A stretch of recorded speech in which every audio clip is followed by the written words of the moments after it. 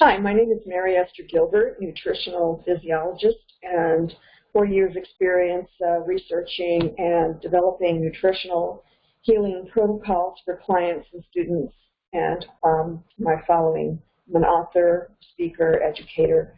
So this is right up my alley here. I'm going to evaluate the Cythula12 Ethno Health formulation. So looking over these extracts, this is what it looks like here. And the Ethno company gives a nice description. It activates the blood, reverses stasis, clears pathways and network vessels, relieves Bi syndrome and facial adhesions, relieves pain. So activating the blood refers to improvement of circulation and to improve the flow of blood throughout the system. And when they say reverses stasis, they mean that when the blood has too much viscosity, too much thickness, it's not flowing well because the person is in a state of dehydration, and there are a lot of inflammatory solutes circulating in the system. So sometimes things get backed up and slowed down, and at the microcellular level, that spells disaster because it causes the body to communicate to the whole entire organism, to the person in the form of pain, if there is any blockages or slowing down of the circulatory process, and the body starts manufacturing all these inflammatory proteins, all in with the goal of returning the body to its biochemical balance. So a lot of things are going on in the body. So it also clears the pathways and network vessels. So they're talking about, again, the circulatory system, blood vessels, from the very largest blood vessels down to the tiniest capillaries. So all of those things need to be completely flowing at all times, nourishing, oxygenating, things like that. When things start slowing down, that's when the problems begin. So it relieves Bi syndrome and facial adhesions, fascial adhesions. So it has to do with the tissues becoming more inflamed, and damage going on at the micro level, which is affecting the body at the organ and structural level. Relieves pain. So pain is an indication of inflammation. So once you restore the body and reduce and eliminate things that cause inflammation, inflammatory reactions, then you're going to be free of pain. So when it says relieves pain, some of the plants act as a pain reliever because of the biochemical compounds in the plants, but also it could mean that you're getting rid of the inflammation, the root cause of your inflammation. So plants are wonderful that way. They'll repair, they'll oxygenate, they'll detoxify, they'll bind to toxic chemicals, help your body eliminate them. So all of this is to clear the circulatory system so that there is no more damage and there's no more pain. So if you have strong pain in the fascia, the connective tissues, muscles and joints, shoulder, arm and back pain, facial syndrome, joint, neck, and leg pain, fibromyalgia, polyarthritis, perceived deafness, rheumatism, arthritis, stiffness in the limbs. Again, this is a circulatory issue. So cleaning up the diet, eliminating all chemicals that don't belong in the body is the first order of the day. But if you're in a severe situation, a severe condition, then the Cythula12 formulation should be able to relieve some of that. You have to remember that the Ethno formulations are therapeutics, so they are not long-term, everyday nutrients the body is going to use to maintain itself. So these formulations are medicinal. They will act to clear the pathways and repair the damage. And sometimes when you take in too much of an active chemical in a plant, then it could have some side effects because of the nature of those particular phytochemicals in those plants. So I'm going to go over this one by one. So let's look up facial adhesions, okay? That's normally pronounced fascia. Let's look up fascia. So it's a band of sheet or sheet of connective tissue, primarily collagen beneath the skin that attaches, stabilizes, encloses, and separates muscle and other internal organs. So we've got all of our organs that are coated with this fascia. Okay, or fasciae, if it's plural. So it's made up of collagen, a protein. So this is how all of our organs stay in place. Let's do a blow up of this one here. So even within the muscle fibers, we've got fascia that separate out each individual group of fibers. And you can get smaller and smaller and smaller until you get down to the cellular, these tiny dots here are the muscle cells themselves. So every single cell in the body has the genetic instructions, the DNA code of instructions that tell the body whether something is wrong or whether it needs repairing. So there's a lot going on in the body at the micro level. This will give you a better idea of the, so it just keeps getting smaller and smaller, and even the cell membranes have their own covering. Everything is bathed in fluids, water, minerals. The whole body needs those nutrients to maintain all of these levels of cells and tissues composed in the body. Okay, let's take a look at this. So if you look at an electron micrograph of the human body, it's you can see the body at a much smaller scale than you can through a microscope. So the pinpoints of light are separated so that you can't see a lot of this detail through a microscope.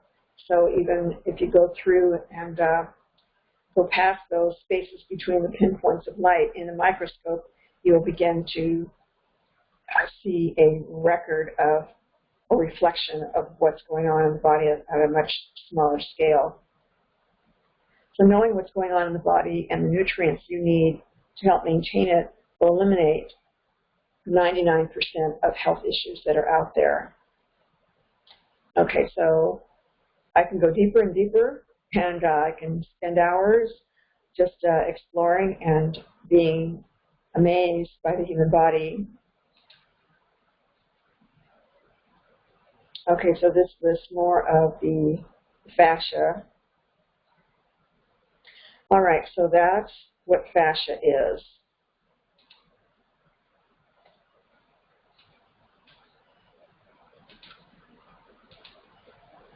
Okay, so onward to the ingredients. So the Chinese Angelica root extract. What I like to do when I examine formulations is to go into the scientific research and see what science has found.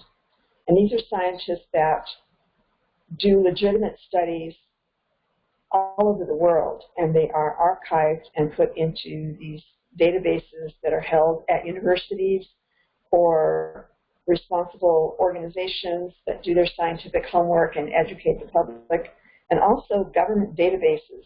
You'll see a lot of the same kinds of research that have been done over many, many decades that are housed in these databases, in these online databases. So I like to go in there and explore. I've been doing that for 40 years and coming up with all sorts of nutritional protocols for clients that are extremely effective because they are backed by years of research and studies, cause and effects, double-blind studies. These are legitimate studies that arrive after many studies, after many different entities that perform these studies will arrive at the same conclusion. So that's how you can tell where something just might, probably in all probability, is likely to help with a specific body system that's gone awry in the body. So let's go over each one of these Chinese Angelica root extraction. So typically what I do is I'll just go online and I'll put side effects of Chinese Angelica root, or we can just say Chinese Angelica root. We'll see what we come up with. So here's something that always pops up, that little window that gives you a nice overview of what's going on. So a lot of times these are skewed against the nutritional supplement industry, so you really have to look at the science. So apparently this appears to be a legitimate assertion on the side effects of Dong Quai, because as you can see here, this is a PhD, Master of Science degree in Nutrition, a registered nurse, and an IBCLC and AHN-BCCHT.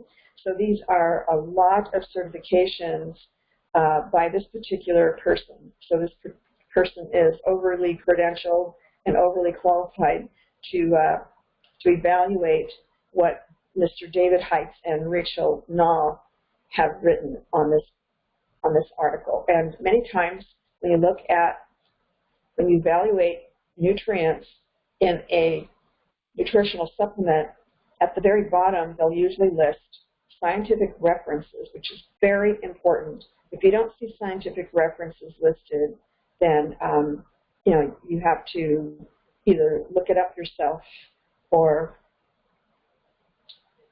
just never take their word for it, although her credentials are pretty credible. So I'm just going to, based on her credentials, I will go ahead and take a look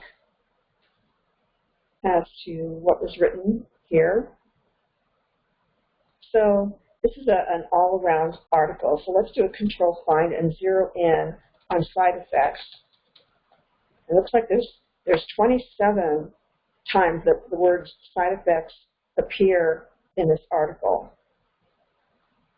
Okay, so when an article says there's little scientific evidence about the benefits of a certain plant, that's not always true. It's been my experience researching and examining thousands of scientific articles in hundreds and hundreds of different scientific journals that will come up on a specific plant or the extracts of a plant or different formulations when they mix different plants, which is done commonly in scientific studies that want to verify the efficacy of Chinese herbal formulas. So just because there's an assertion or a claim that there's little scientific evidence doesn't make that necessarily true. But sometimes these articles are skewed to benefit and give more credibility toward the drug world than there is toward the nutritional supplements arena. So you have to be careful with that.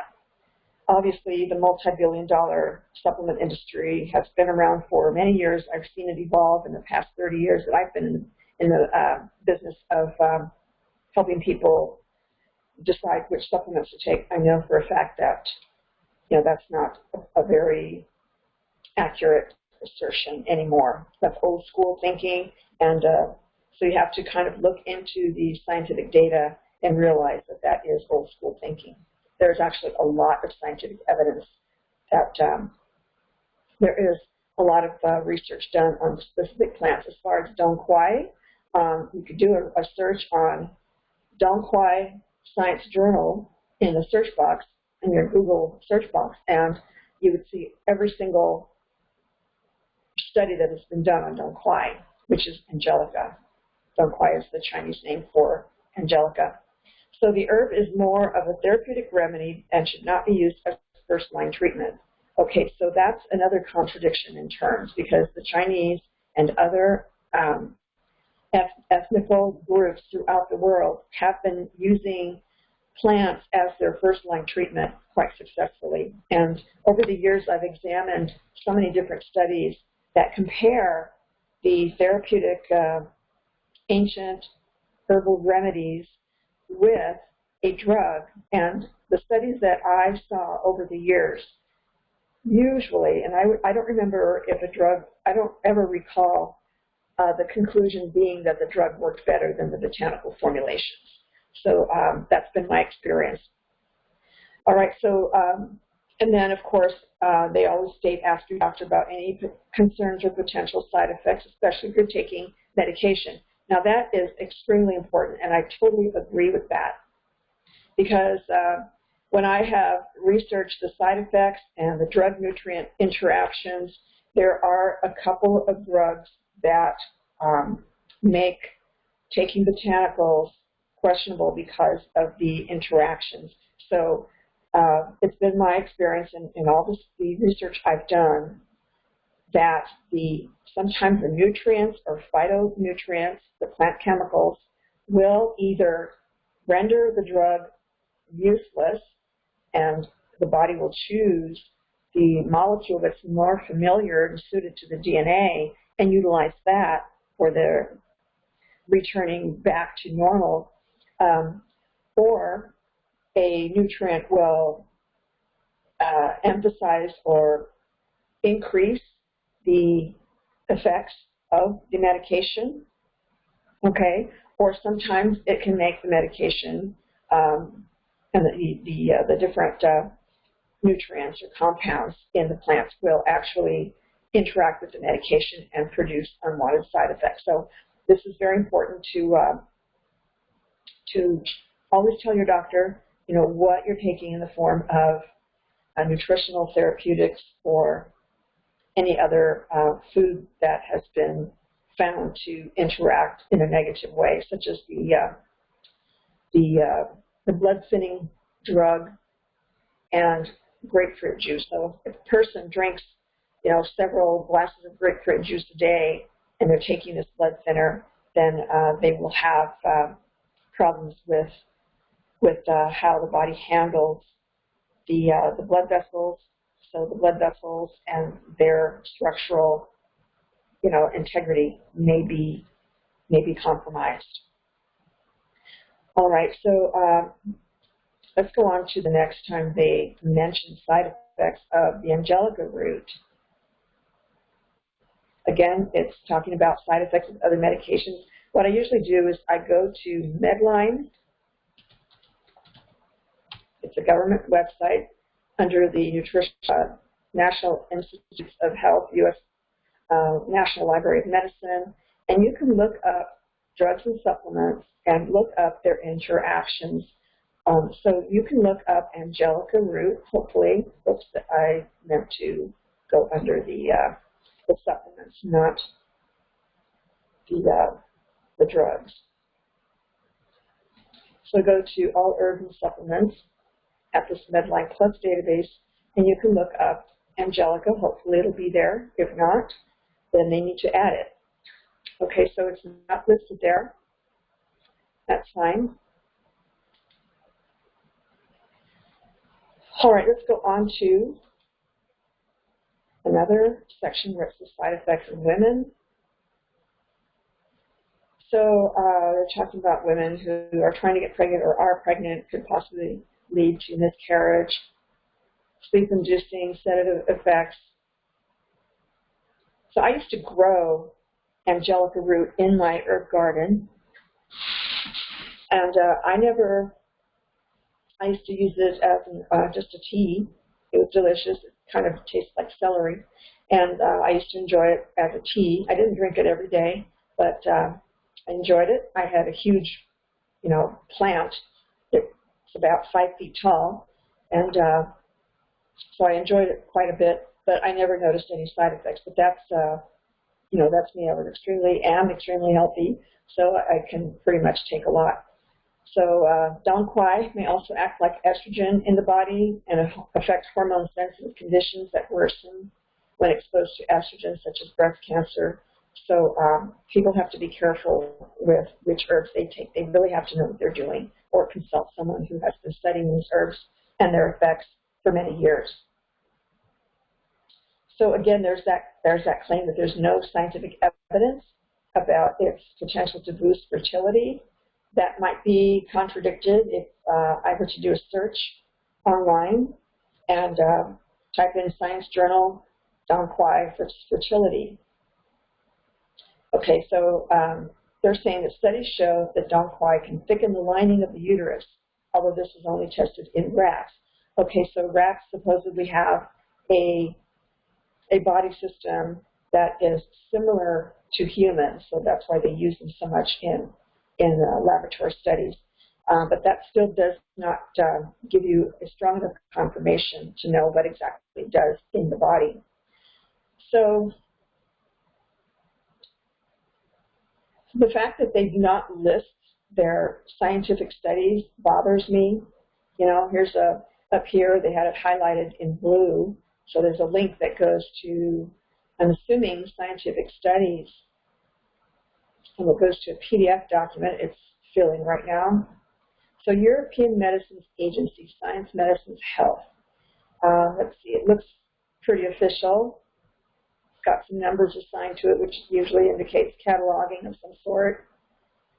And I don't know if it'll say if there are any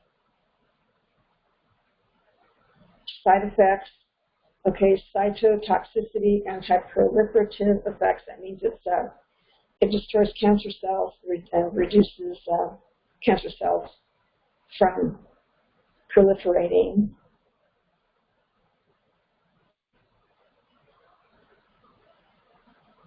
Okay, so clinical safety, you know, we can go down to page 23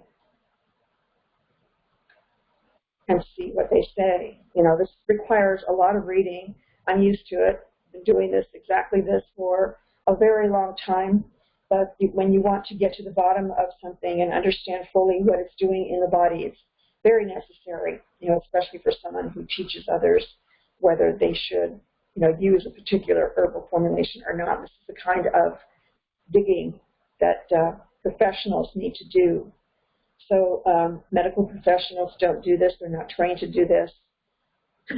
Someone who has a degree in the sciences, particularly in botanical medicine, someone who, like me, has 3 degrees in the search for how to heal the body nutritionally and exploring the ancient ways, the medicinal uses of plants. So all of that has to come together with years of experience digging into the research like this. So there's nothing here that says, they're talking about pharmacological effects in patients after taking oral forms of this. And they're saying water extracts, infusions, alcoholic extracts. Usually Chinese herbal formulas use alcohol to extract the phytochemical medicinal qualities of a plant. So they're saying the water-loving compounds in these water extracts may be responsible for anti-inflammatory, anti-platelet, anti-thrombotic. So they're talking about the health of your blood in your blood vessels and preventing clotting or a loosening of clots and circulating and causing blockages that usually lead to strokes and heart attacks. So, you know, you can get very, very detailed, go very deep in the scientific study.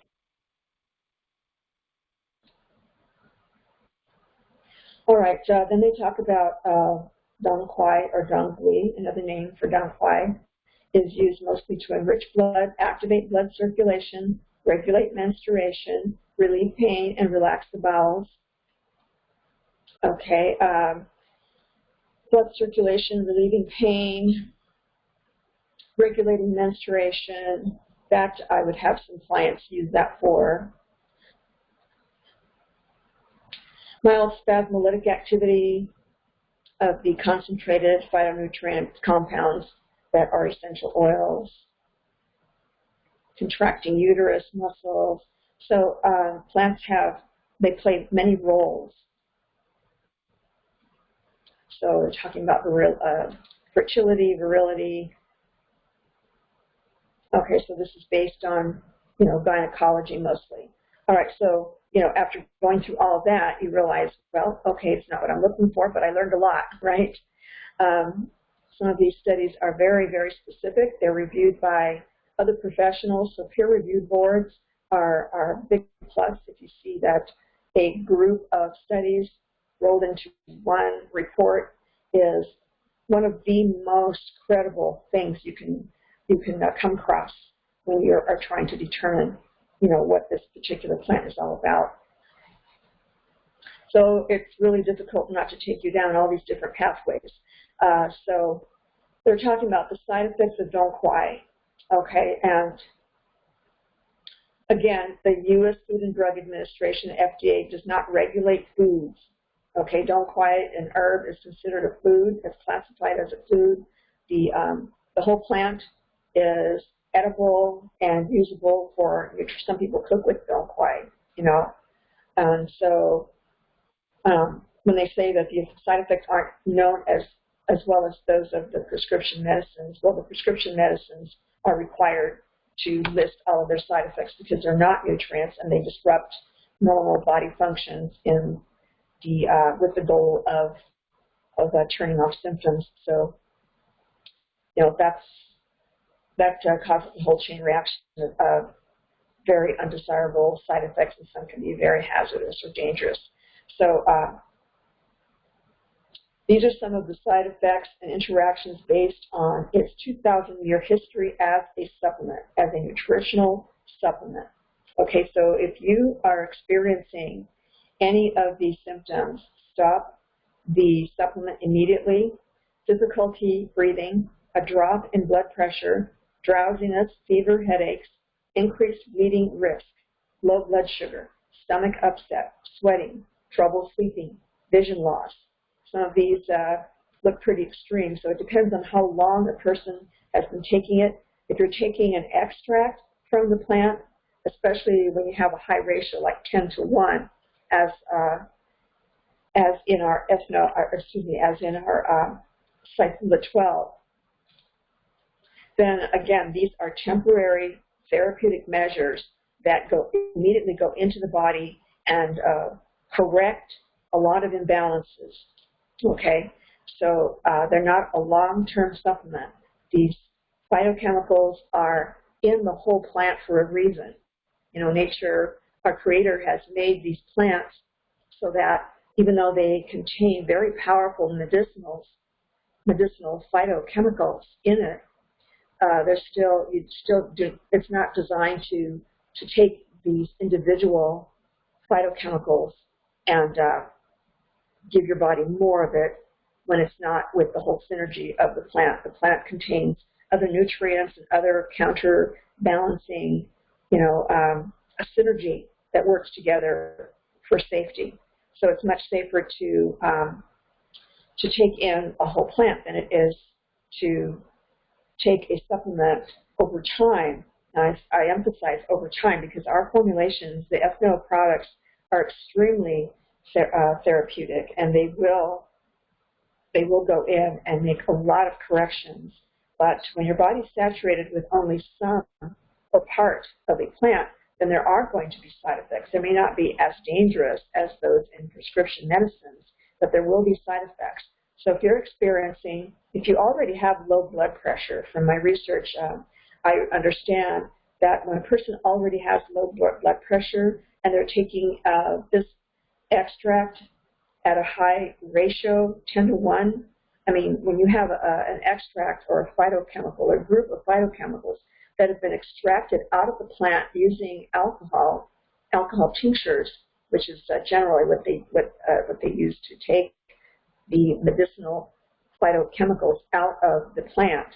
So when it's concentrated, though, you're getting 10 times as much of these phytochemicals that's normally present in the plant. then it can be a problem down the road. So if you're having difficulty with your health, and these products are definitely working, and we've got the science to back us up, and we've got a lot of experienced Dr. Gilbert, of course, he obviously is very experienced in understanding what these plants do in the body. He's traveled the world and gathered the knowledge in addition to his medical training. And other countries aren't as divided when it comes to applying medicinal plants to treat patients as the United States is. And I'm hoping that this is about to change. So, I mean, those of us who've been introducing the health benefits of plants for decades have been quietly healing people, and of course being upfront and working with physicians, being very open and upfront by just presenting the scientific data, which is pretty much irrefutable after it's been tested for years and years by different researchers and documented and archived. So, when you see the benefits, the health benefits of how these botanicals improve people, my clients went from having all sorts of health conditions, but once they were nourishing their bodies properly, and after some research, I showed them which botanicals have been researched and shown to have certain health benefits for their particular condition, and they tried it, and lo and behold, the results were plain that the science matched the real application.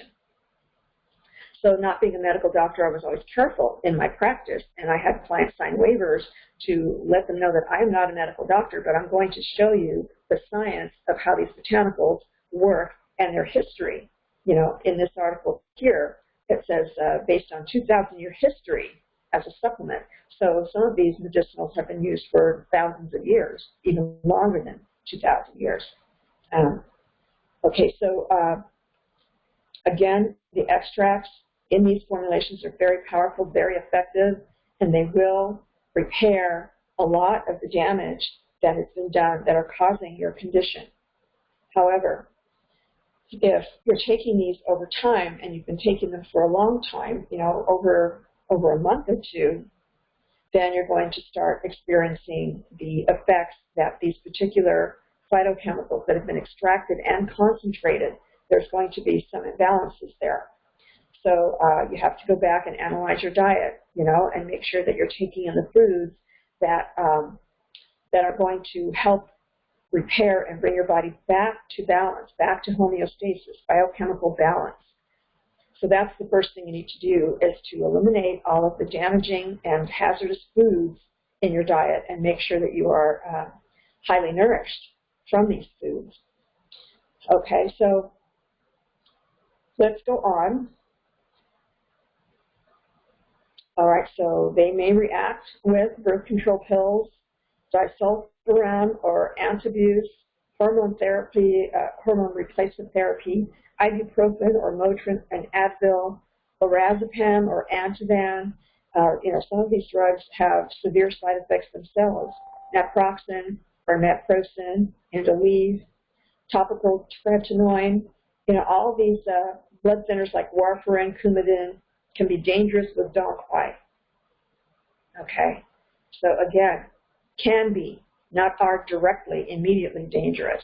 But over time, if you're taking this formulation longer than it was designed for, then there are going to be some consequences. So always talk to your doctor before starting to take it, and they may not understand the extent to which the botanical can help you, and the extracts, the concentrations of extracts that are in these formulations. So you have to also consult with someone who does the research like I do and have wrapped up multiple degrees in the nutritional physiology field and understand the holistic. I have holistic training even more so than traditional. I went through clinical dietetics and nutrition science, all those types of courses of study in college, but they still weren't enough to help me help others to improve their health nutritionally. But I come from a line of healers. My grandfather on my father's side was a medical doctor, but he learned so much from the Native Americans here in Arizona. And my father's brother used to go with my grandfather and administer herbal remedies that they learned from the local Native Americans here. And so there's a wonderful photograph of my grandfather and my grandmother who are sitting with their staff in this picture. And I should post it on my website because it's a spectacular photo. But anyway, when you come from the understanding that the botanicals are not to be feared, that they are extremely reparative and regenerative, detoxifiers, very corrective, then you need not be worried. But if you are experiencing side effects, then do cease them. And this is why I am going over this formulation. And I will be doing this for every single formulation. I think it's important for everyone to completely understand what they're taking and what these products are for. So there are many, many wonderful testimonies throughout the world. These products are being marketed all over the world. And because they are so effective and so healing, then this is something that you have to know how to use them properly. So let's go on. I will try not to stop every single ingredient, otherwise we'd be here all night here. So wild saffron flower extract. Again, back to our search. So here is saffron, and always check the website to make sure that it's not a website that is trying to sell you something. They don't always have accurate or complete enough information for you to make an intelligent decision. WebMD usually has some pretty credible articles. So saffron, side effects and safety. It's likely safe in food amounts. People love to cook with saffron.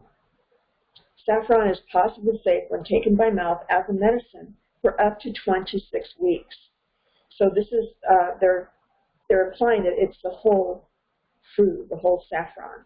But if you are using an extract, then some possible side effects include dry mouth, anxiety, agitation, drowsiness, low mood, sweating, nausea or vomiting, constipation or diarrhea, change in appetite, flushing, and headache. Allergic reactions can occur in some people. Now, allergic reactions are very, very complicated.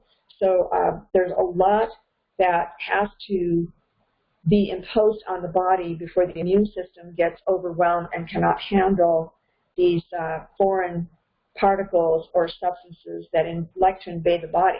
We've got mucous membranes that we inhale particles from the air.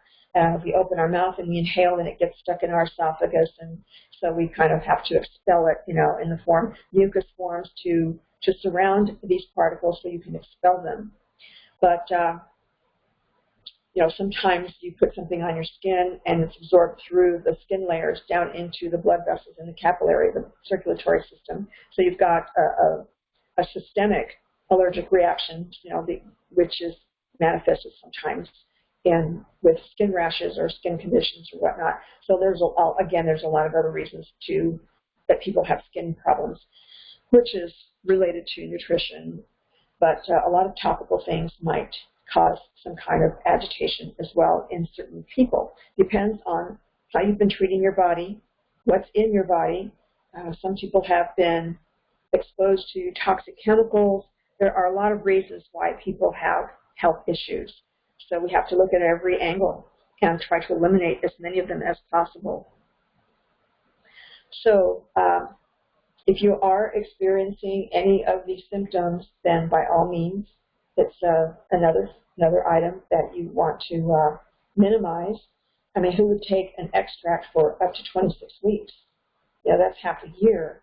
So you have to, these botanicals, you have to respect the botanicals and the benefits that they offer, but they're also very powerful and they can disrupt normal bodily processes. Once you're healed, there's no reason to continue taking a formulation.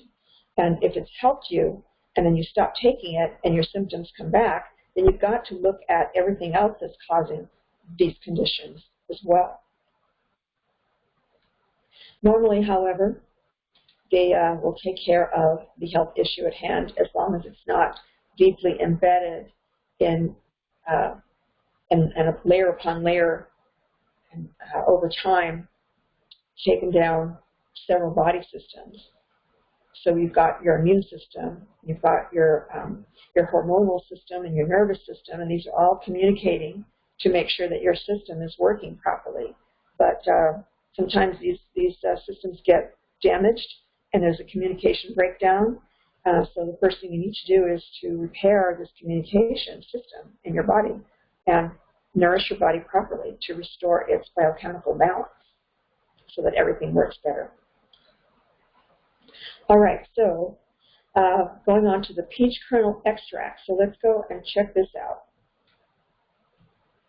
As when you see the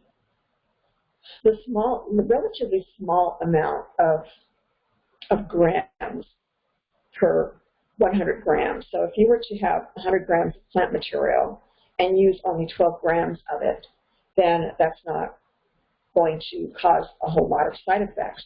However, if you extract, these are extracts, if you extract the medicinal qualities from these plants, then you're going to have a very powerful concentration of the phytochemicals or phytonutrients that are, in themselves very therapeutic, very repairing, very helping the body regenerate, helping the DNA get repaired so that your cells and therefore your body systems that compose of these cells, they're all returned back to their normal functioning.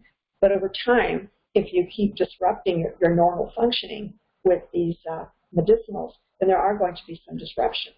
See, that's the difference. Too much of a good thing is not a good thing. All right, so let's take a look at the peach kernel extract.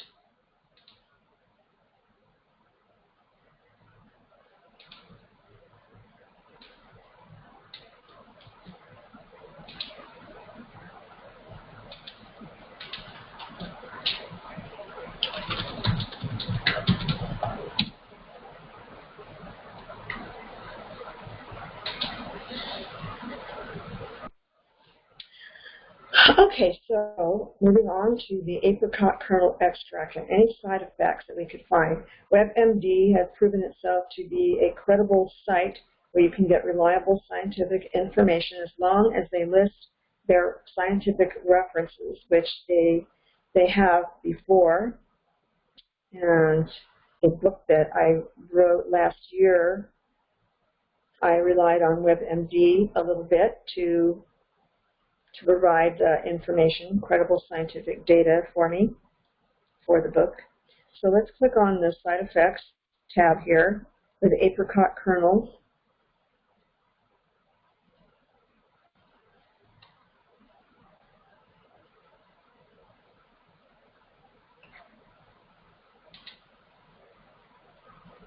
Looks like it's taking a while. Oh, here we go. All right, so side effects and safety. Apricot kernel is likely unsafe to take by mouth or as an injection into the veins, okay? It contains a toxic chemical known as amygdalin. In the body, this chemical is converted to cyanide, which can cause serious side effects, including seizures, breathing problems, or even death. So this is one opinion, right? Let's look at their scientific references. This is the format that is universally known throughout the world, through all the whole scientific community, as the format used when listing a scientific reference, where someone went to prove what they have asserted in writing. All right, so Laetrile, now that has been, I know this because of my experience and going through the scientific literature for many decades, that the Laetrile in the apricot kernel is also known to alleviate certain cancers. So we'd have to go into these scientific research and see what it is. Now, WebMD may very well be slanted toward the pharmaceutical industry. So when you look at the scientific, all this research, you have to see who funded it. Sometimes it's been funded and slanted in favor of, just discrediting a particular botanical, so that the pharmaceutical industry is able to have much more profitability. So for a botanical to take the place of something, that's up to you and your doctor, but the science says that oftentimes botanicals work just as well, if not better, than a particular drug that's being tested in certain scientific studies. So you have to be very careful how you're interpreting this. It's all about proving whether something is safe or not, but it has to undergo rigorous, legitimate scientific studies. So even in a format that looks as impressive as all of this, these are many, many studies taken from many different scientific journals and from all over the world, usually, so you have to be careful when you even look at something that's supposed to be ultimately credible. So, because of my experience in researching the Laetrile, I'm looking at all of these scientific studies, and there's not one in here that doesn't say it's not toxic. So that raises the question, what happened to the scientific studies that show that it is indeed has medicinal value, has healing value. So I'm disappointed here because I know that there is a lot more to it. Okay, so because it's been used in many Chinese formulations for thousands of years, and you have to just take this with a grain of salt and take a look. So let's go ahead and type in apricot kernels, and let's go to, for all the scientific journals are, all right, so let's take a look at this one. Are apricot kernels toxic? Internet scientific publications. There are obviously many journals that are listed in this website here. So here's the abstract. It just summarizes what this study found. And it says, if future research shows that Laetrile has value, we can expect the consumption of apricot kernels to increase. Critics of Laetrile have asserted that apricot kernels are highly toxic. Case histories confirm that negative reactions to eating apricot kernels can take place, but such reports are rare, and we have only suggestive evidence concerning what doses cause adverse effects. Now this gives you a different perspective. Aha, so they may not be as toxic as you think. There are only a lot of assertions, and going back to the MD site, all of these scientific references, they may very well be not all that objective. So science must remain objective. Okay, so, but then again, you have to see how they used it. Was it an extract? Was it in high concentration doses? Then yes, something that is supposedly good for you in a plant, a biochemical that's in a plant, may be toxic at certain levels. So some of these studies, they use a high concentration of this particular biochemical. And after a while, it's going to have an overload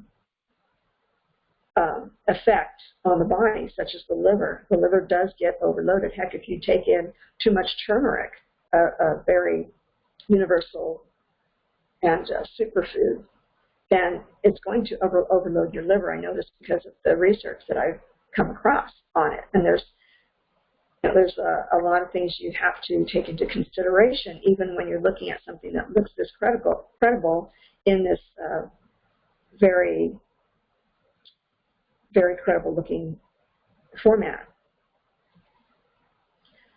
All right, so going back to our more positive perspective, and this what looks like a very credible, okay, Stephen Krashen is the author. He's a PhD at the University of Southern California. He's a professor emeritus. So one who achieves this status, be it political or through merit, has achieved this high status in this well-known university.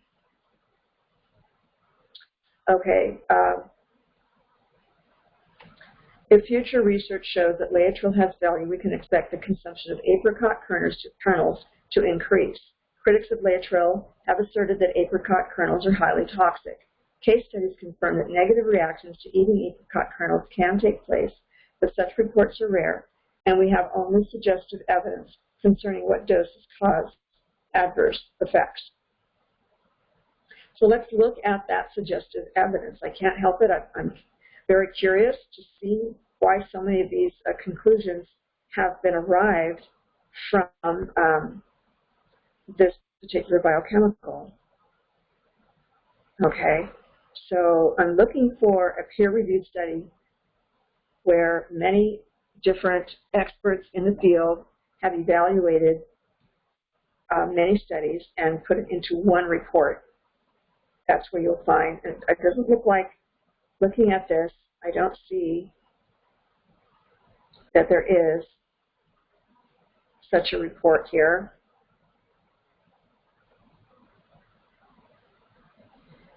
Okay, so this one, let's take a look at this one. It talks about a complementary cancer therapy.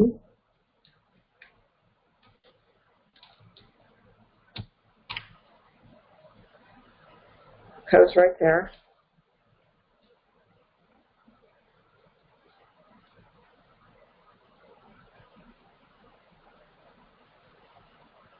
Okay, these are different studies, similar articles. So this particular one is in PubMed.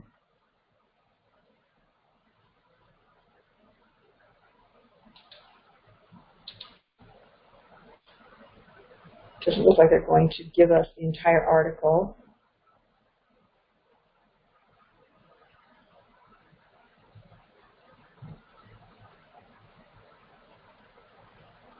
So as you can see, all these different studies that they list here, similar articles, are various variations of how the plant was taken in. So apricot kernel extract, let's see how this self-prescribed use of this extract was used.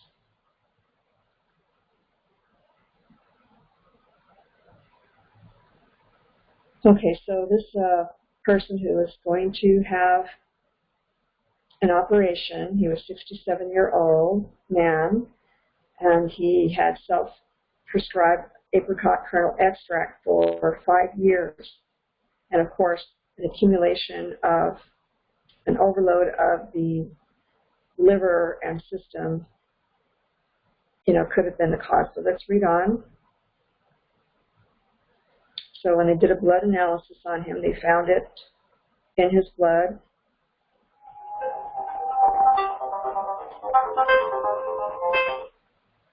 Pardon my phone there.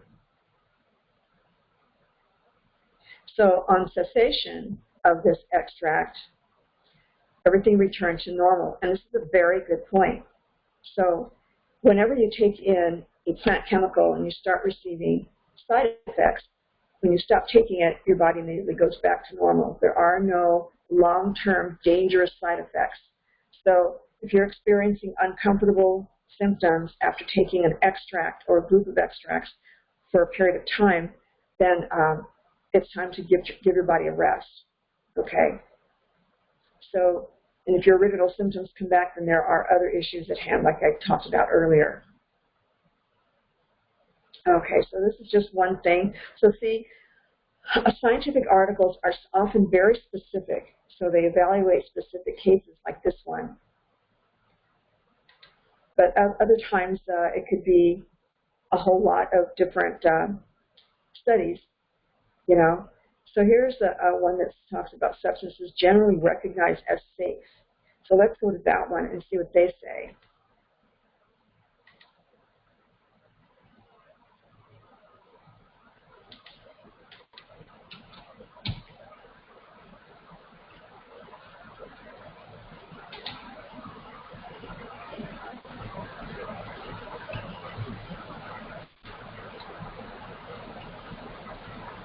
All right, so this is like looking for a needle in a haystack, so they're not necessarily, it's not necessarily going to come up. We can do a search on it, though.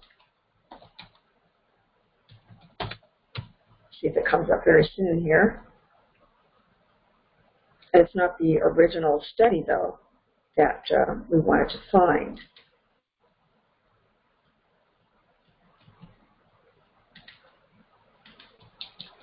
Let's try it again. And click on something else here. These are all FDA.gov databases. And because we were so very specific with our search, it should have been this first one that came up.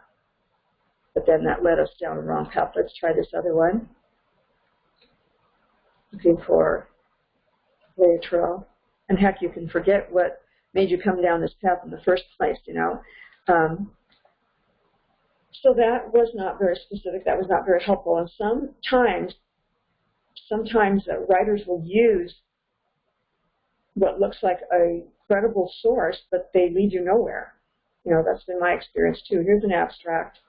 Potential toxic levels of cyanide in almonds, apricot kernels, and almond syrup. So this is something that you don't want to look at because it combines, talks about different ones, and there's usually not enough information about what you're looking for. So when it talks about multiple botanicals, then you kind of want to steer clear of that.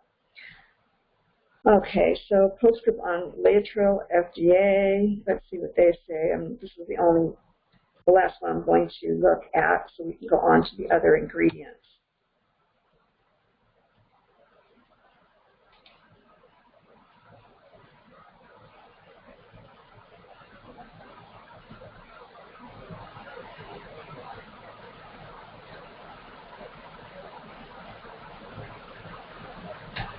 Okay, so they're warning you about the cyanogenic glycoside amygdalin in stone fruit kernels, which includes the apricot.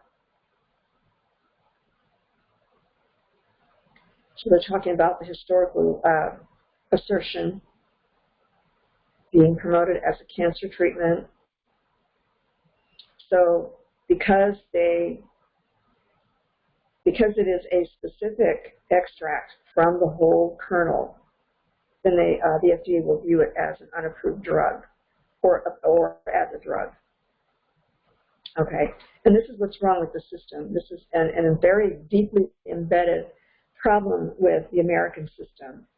It's not the case in other countries where the extracts from the apricot kernel have been used in cancer treatments and for other health issues successfully under a physician's care. So the Ethno Products are a temporary therapeutic measure, and because they are in synergy with other plants and their extracts, and possibly, as you can see, when you look at the extract, it doesn't say how much of any extract was used. So they used the whole plant, the whole kernel, the whole root in angelica, the whole flower in the saffron, the whole root in the cythula, you know. So we don't know how many different phytochemicals that may balance out, and this is what's great about plants, they balance each other out. So if there is something that's potentially toxic, the other phytochemicals and the vitamins and the minerals in that plant will reduce or eliminate any health side effects or anything that might produce uncomfortable effects. So this is in defense of the Ethno formulations.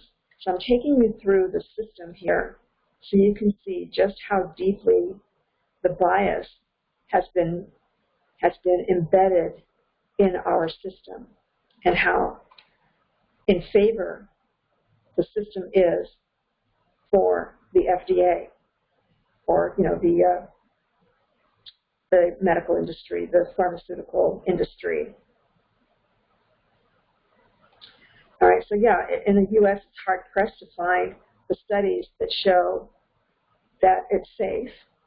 And like I said, however, even if it had some side effects, then the whole kernel extract will include other phytochemicals that are counterbalancing, because the fruit itself is highly edible, obviously, and it has a variety of these plant chemicals in it. And the kernel itself contains the DNA of the plant and all the potential of producing all of the nutrition from these biochemicals. And when you're taking something from the very DNA of a plant, then you're going to have the full range, the full spectrum of potential healing power. Our DNA reads plant DNA and extracts specific segments of DNA from plants to repair its own DNA. So our DNA has the instructions in every single area of the body. So if one system is compromised and the DNA has been damaged in some cells, then the instructions are still intact in the other areas of the body, and so it will be able to read what should be there. And so this is what's great about plants. That's why we're supposed to eat plants, because the DNA of the plants will repair our own DNA, and that science is very clear.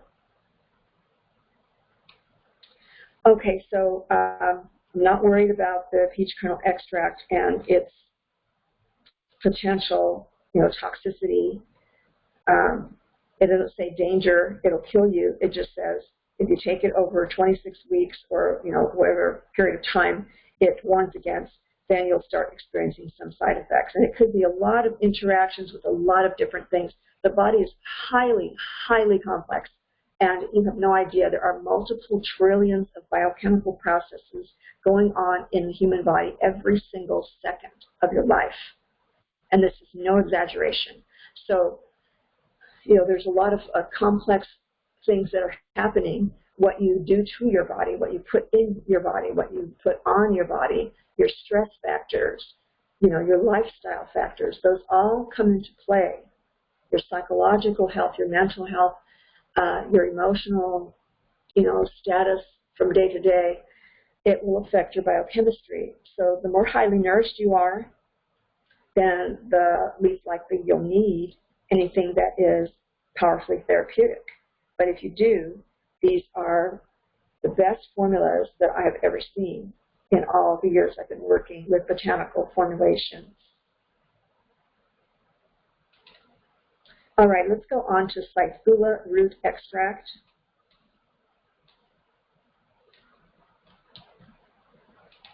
I'm going to let some of these go here.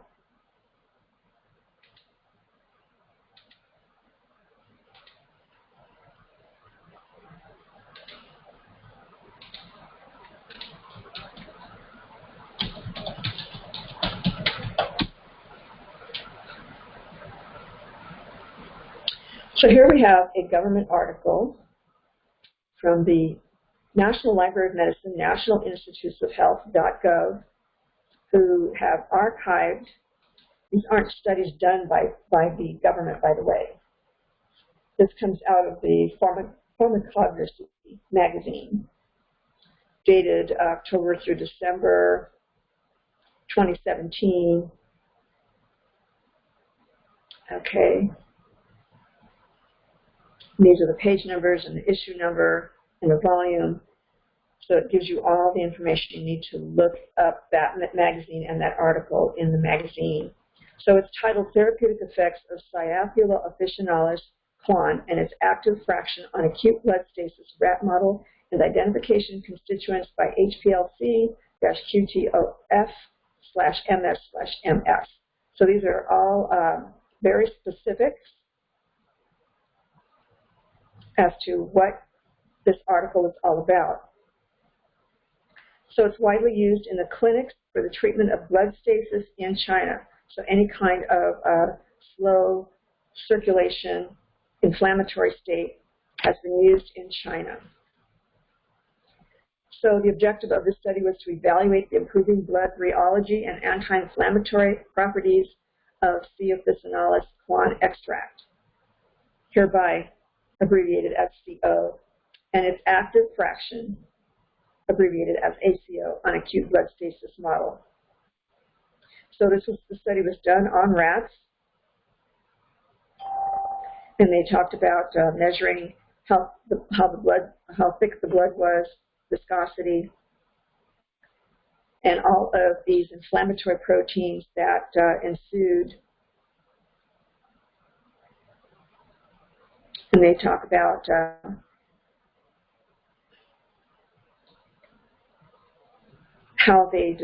what types of cells they used to study the effects of this. So here they used an extract from this plant, and I'm assuming that it is the kernel. Let's double check this.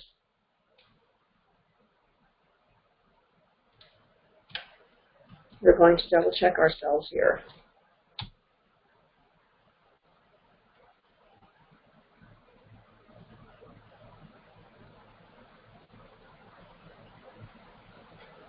Okay, so that did not take us to the right place, right? So we've got to do this again. Actually, Cythula, this is Cythula. So we don't know if there is a Cythula or if there was a misprint in the catalog. Let's try Cythula, and it always comes up Cythula.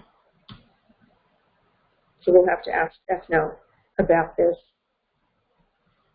No, actually, Cythula could be correct. So but we've got Cythula tomentosa. Doesn't say if it's tomentosa or not, just the Cythula root. Let's go and do a more specific search on Cythula root. All right, so now we have to double check ourselves here. In the catalog, it says, where was it? It was the name of the Chinese name of this formulation. And I saw it earlier. Okay, yes. Formulation. Shen Tong Zhu Yu Tang. So I went ahead and copied that into my search box, and I came across this particular website. And it lists most of the herbs in this formulation. Now, even though, for some reason, in the Chinese herbal formulation world, when you have a name of a specific formulation, it should have the same botanicals in them, you would think. But it's not quite exactly the same. So there are variations I have found through the years that in some Chinese herbal formulas that are supposed to contain a traditional formulation, there might be a variation and no longer be the traditional formulation. So that's what happened here. But for the most part, you'll see that this formulation, but it lists all the herbs in this formulation. And as you can see, this is the pharmaceutical Latin name or the scientific name known universally throughout the world. So anyone studying a particular plant has the exact same plant so that they can compare notes as to the results of their studies. But also there's a Chinese name for it called the pinyin. And then they have the typical doses and the actions on the body. So you have to understand Chinese herbal medicine as far as the descriptions of the actions it has on the body. But I went ahead earlier and I looked at the name of the common English name, which is the gentian root. And we do have the gentian root is in our formulation down here. Here it is down here. So we've got the gentian root in our formulation. Okay, so actions and indications, what it does for the body, contraindications. So this is the section that you want to pay attention to.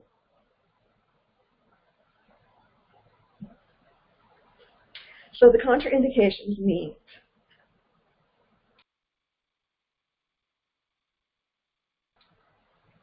it means if you have a spleen problem, if you have loose stools or diarrhea, or if you have frequent urination for medical reasons, those with chronic pain, with emaciation, or any kind of severe degenerative condition in the body. High doses can cause nausea and vomiting. This herb may cause drowsiness. Now, usually, high doses indicate extremely high doses over a period of time. The body recognizes these extracts as something it can use. But if you're taking this particular individual plant, then you will have these. Not saying that our formulations will have these, because there's so many counterbalances in the formulations that are just wonderful.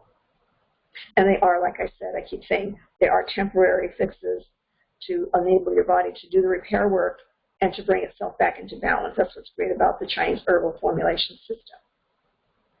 Or it could cause drowsiness. So if you're experiencing any of these from our formulations, it doesn't necessarily mean that it's this particular plant or anything else. So you would have to consult with your medical practitioner and give them the symptoms that you're experiencing to make sure that it isn't possibly the formulations. It could be something else entirely, or it could be that you've been taking them for too long and they're starting to give you some warning as to, hey, you know, it's causing too many imbalances here.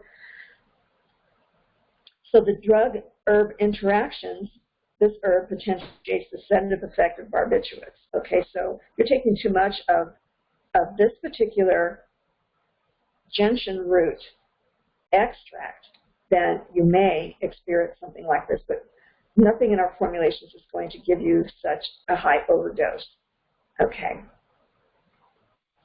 So going back to the herbal formula itself and the list of herbs in it, let's go to the next one here.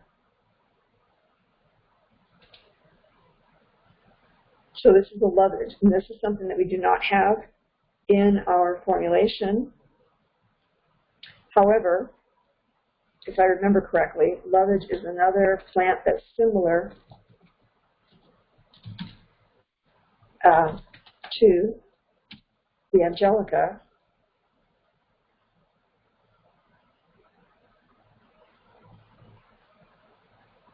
Or it's another name for it that wasn't listed on that. I suspected that to be true.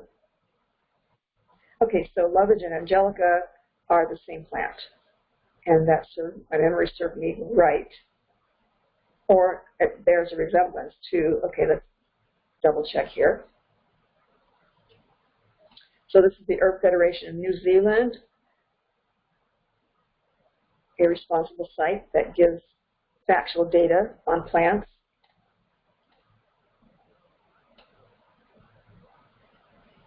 So the lovage is a Levisticum officinale. So let's look up do they give us a search box? Or we can look it up on the side. This is nice. Angelica.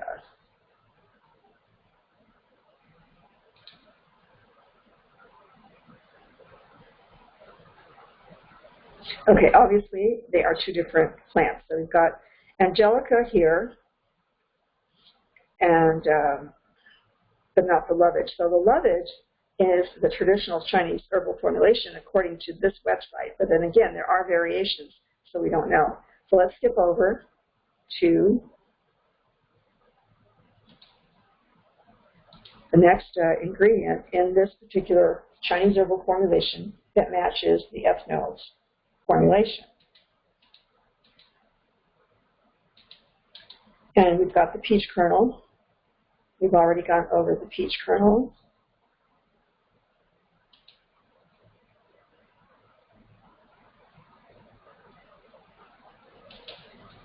Okay, so let's go on to the next one. Hong Hua, which is the saffron, and we've already gone over the saffron as well.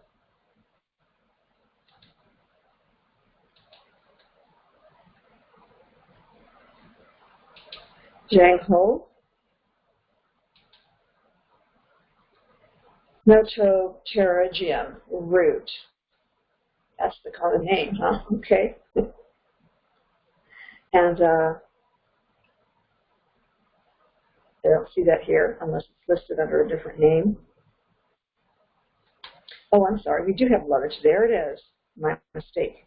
We do have lovage.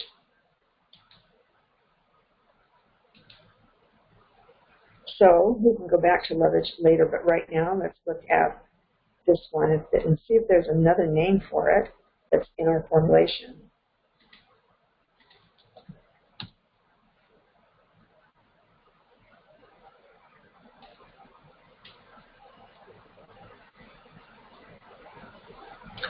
Doesn't show what the English term is, so let's see, common name.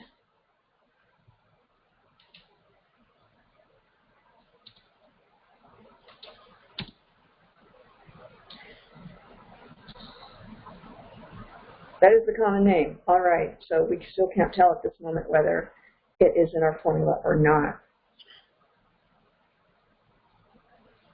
Okay. And to conclude that we do not have that particular one. All right, let's go on to the next one. And we'll go back to looking things up this way.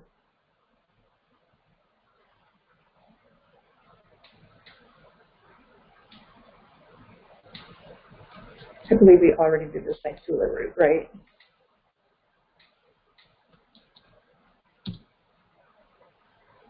Yes, we've been there. Okay, let's go on to the next one then.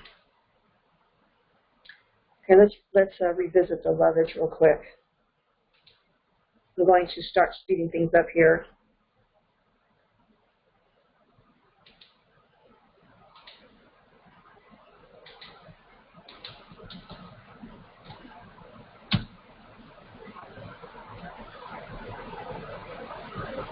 Pain reliever, gynecological disorders. Let's see, it can be prescribed with red peony and peach kernel to relieve missed periods and menstrual pain due to blood stasis. Okay, so blood stasis doesn't necessarily refer to women's reproductive health problems, as we have found so far.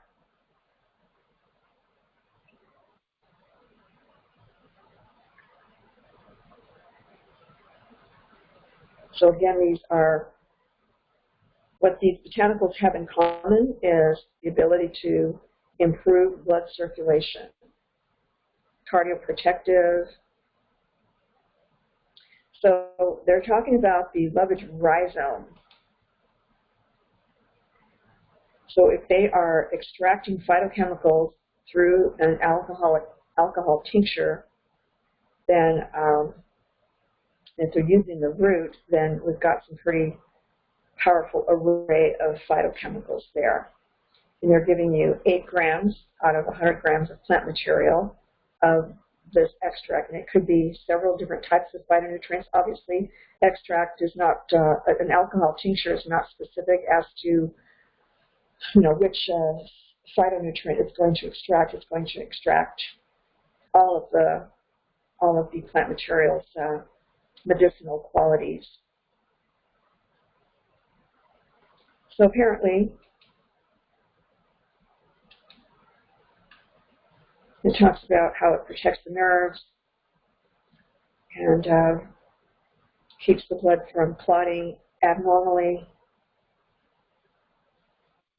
Also relieves pain. So there's nothing here that says there's some side effects and cautions. Excessive menses, bleeding disorders, pregnancy are not recommended. Okay.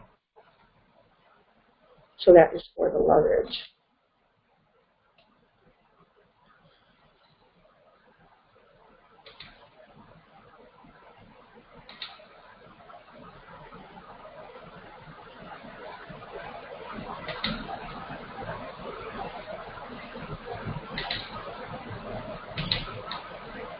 Okay, so let's go on to the Jean Cow licorice root. That definitely is in our formulation here.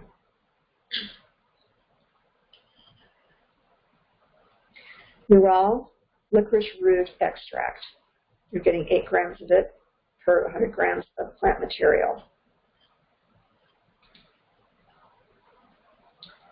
Actions and indications of the licorice root. Things it does for the body. Contraindications. Contraindicated with those with excess dampness, with nausea, vomiting, and abdominal fullness.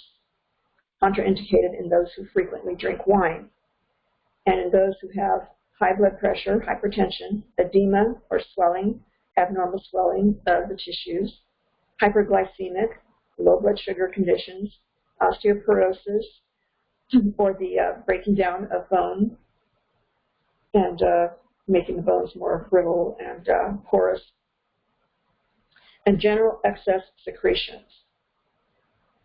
Large doses, over 35 grams during a 1-week period, can create a sodium-potassium imbalance in the blood, creating edema and heart palpitations. So again, you're talking about one particular plant, over 35 grams during a week. Our formulations are much safer. They're only giving you 8 grams. And in concert with all the other balancing phytonutrients that go along with the extracts. So there are many, many counterbalances here that keep this formulation from being hazardous to your health. But if you were to take any one of these individually over time, as you can see in the literature, then you start having problems.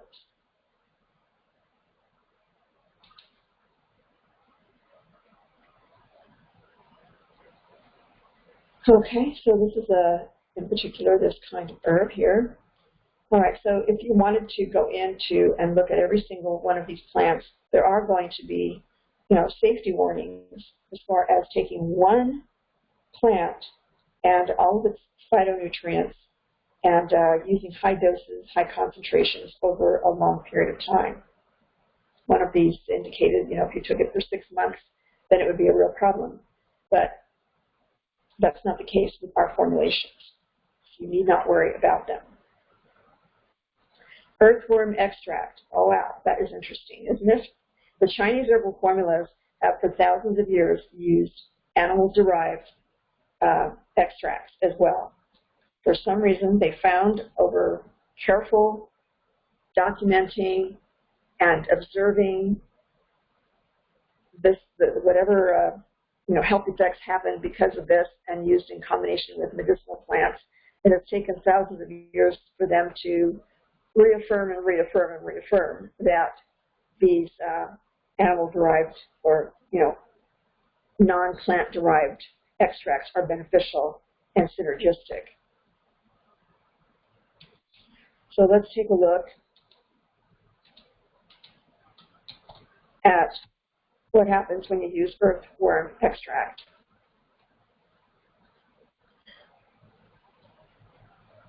So this one in particular is taken from the National Institutes of Health. And this scientific journal is called BMC Complementary Medicine and Therapies. So this has been studied in the science world, obviously. And they title it, "The Earthworm Extract Stimulates Osteoblast Activity, Bone Growth Activity, and Inhibits Osteoclast Differentiation." So it prevents anything that would be deviating from the way the bone cells are supposed to be producing. So, now this is dated November 11th, 2014, so 6 years ago is when they're saying that this is becoming more and more out in the open as far as revealing to the scientific community that there are potential benefits of this particular extract. Okay. So osteoblast and osteoclast activities are very important in bone remodeling, which is crucial to repair bone injuries. This study investigated the effects of earthworm extract on bone cell activities. Okay, so apparently this particular extract is great for repairing and maintaining the integrity of your bone structure. Okay, and they go through the details of how exactly they went about this scientific study, their analysis of their results, all sorts of different types of analyses. So then they summarize their results.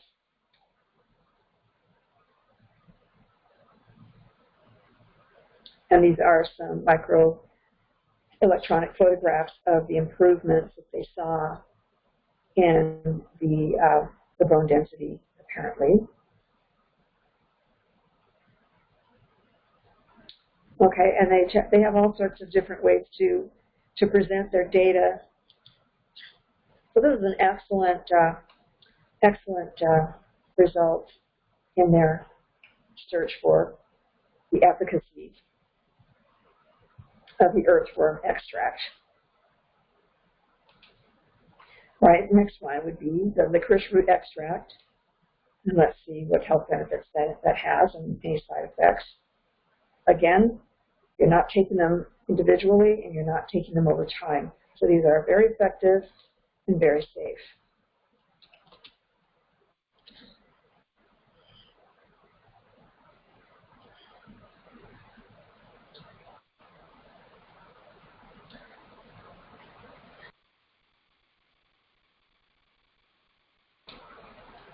So raw licorice root, Glycyrrhiza urulensis, fish. I don't know what that stands for. It's a Latin term, and it's the scientific name universally known throughout the scientific community in the world.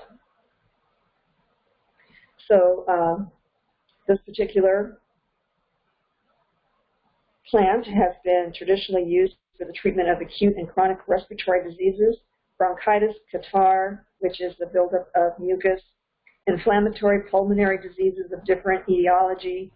So different causes can result in various inflammation of the lungs, bronchial asthma, the upper respiratory area of the lungs, etc.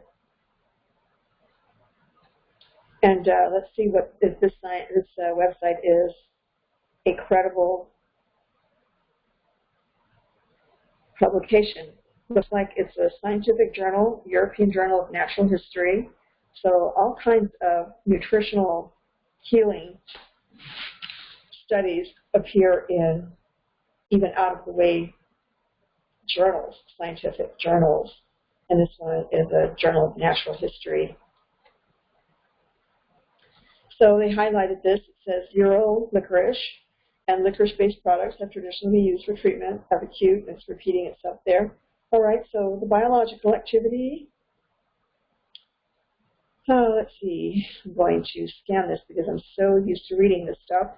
I can pick out exactly what the benefits are. So they have a corticosteroid-like effect. So they have they help the body produce the types of steroids that are beneficial. That's what I got out of that. And it's provided by the classification of phytochemicals or phytonutrients known as flavonoids. Flavonoids are a huge database, a whole classification of flavonoids. Okay, so I'm going to show you my phytonutrient database.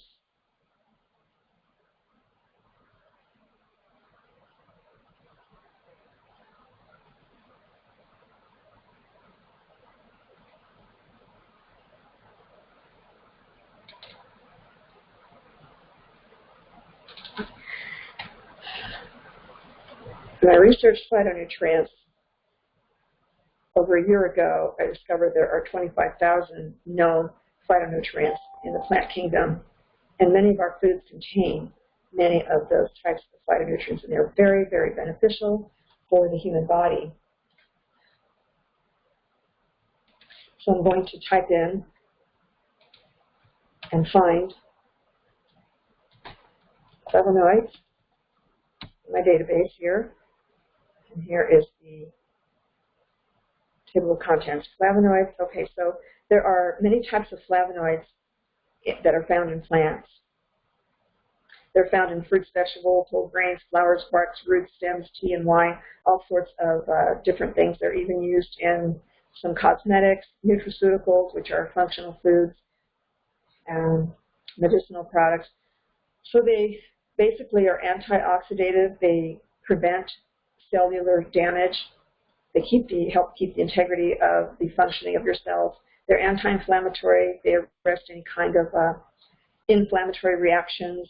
Sometimes the immune system is not intelligent enough because the body has not been nourished properly over time, and it cannot detect whether it should turn off the inflammatory responses or not. So that's one thing that flavonoids help reduce. Anti-carcinogenic. They reduce the possibility of cancers. Some of them even go in and destroy cancer cells for you, or they boost the immune system so that it recognizes a cancer cell and can detect whether it's a cancer cell or something that should be there, or a healthy cell. Anti-mutagenic properties, it reduces the chances of your cells turning into cancer. Modulation of critical enzyme functions in the human cell, so the body needs enzymes. Without enzymes, the body comes to a standstill and will cease to exist. So enzymes are the catalyst of every single biochemical reaction in the body. So flavonoids do a lot. I'm not going to read the whole thing to you here, and I do use references. An overview is the kind of reference you want to look for when you have a whole panel of experts evaluating many different scientific studies and picking out the most credible. So you've got the creme de la creme of studies in a panel of experts overview. Okay, so I just wanted to show that quickly here.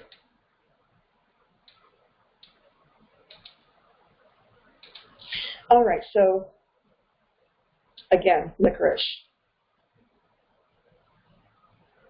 Okay, I'm just skimming this along here. You might be reading it with me. The lungs react to the stress, so apparently there's pulmonary repairing ability with this particular plant. So they're talking about the lung surfactant, which is the membrane lining in the internal surface of the air vesicles. So the surfactant is composed of fats, lipids, prone to lipid peroxidation, activated by environmental stress factors. So again, health issues can be a result of many different things, including stress. Or it could be physical stress too, inhaling of toxic particles or dust particles. If you live in some place like I do in Arizona, there's going to be, you'll be hard-pressed to protect your lungs. Okay, so again, a very good presentation. They even give you the nutritional value in the form of minerals and the different types of plant chemicals in the plant. So in the Ethno formulation, when they're using the whole plant and they're taking, they're extracting all the different phytonutrients in the plant, you're getting a much better balance and counterbalancing of any possible negative effects of it. So, but still, the fact that each plant does indicate through the science that there could be problems if you take one of these and high doses over a long period of time, then that's a small chance that if you take the whole formulation like this over a period of time, that can be a cumulative effect as well. So, people who experience some very beneficial effects from these formulations speaks well for the product or these products. All right, so moving right along, myrrh extract.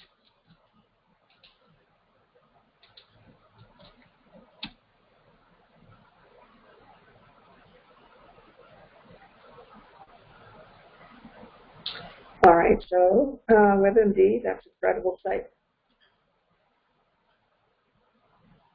for the most part, as long as it's not skewed in favor of the drug industry. We'll go to the side effects. Myrrh is likely safe for most people when used in small amounts in food. Myrrh is possibly safe when used appropriately as medicine. It can cause some side effects such as diarrhea, but large doses of myrrh are possibly unsafe. And again, they don't say it's definitely unsafe, but people who think more is better, especially of a particular extract, then people might go overboard not knowing how the body works and its response to the therapeutic effects of a particular phytochemical in a particular plant. So that's why they say possibly unsafe. Amounts greater than 2 to 4 grams can cause kidney irritation and heart rate changes. Okay. When applied to the skin, okay, talking about skin, diabetes, fever, heart problems. Large amounts of myrrh can affect heart rate. They're talking about the whole plant. Might affect blood glucose levels. Might interfere with blood glucose control during and after surgery. So they're talking about surgery here. Okay, so if you have systemic inflammation, if your body is raging inflammation, then you don't want to use the plant. Uterine bleeding, stimulates uterine bleeding.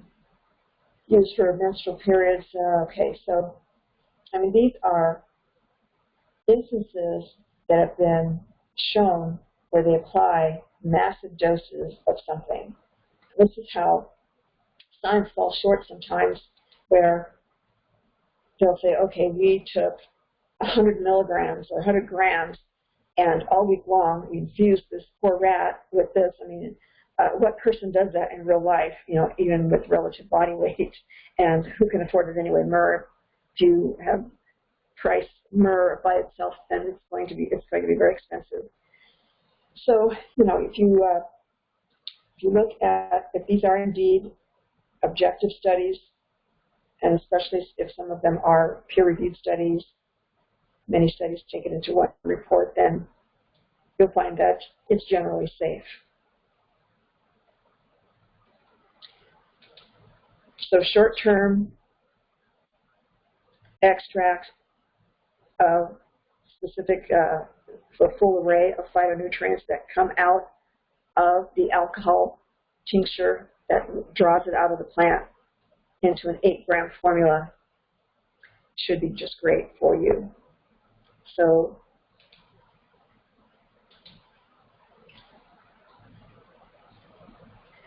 what is it used for?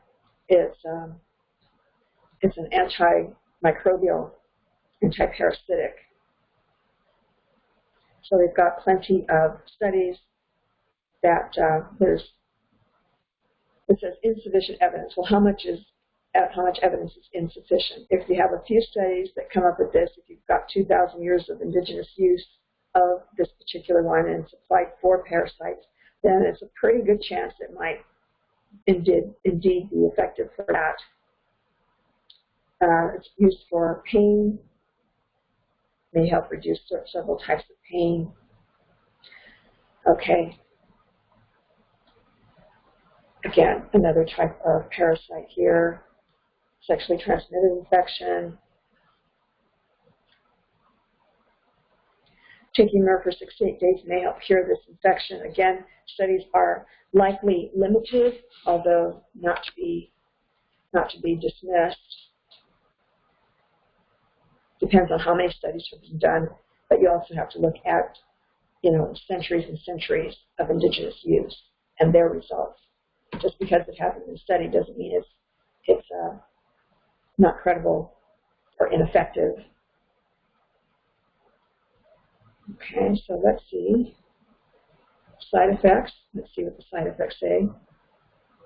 Okay, we've already been over that. All right. Again, too much of a good thing. If the worst you get is a little bit of kidney irritation or diarrhea, then stop taking the myrrh. Stop taking that myrrh extract. But if you're getting it in concert, in synergy with other plant chemicals that protect you and counteract those kinds of side effects, then you're going to be fine. And usually, if you're taking formulations for a month or two, you're not going to experience a side effect. And if you do, it may not necessarily be the formulation. It could be something else, and you should check with your doctor.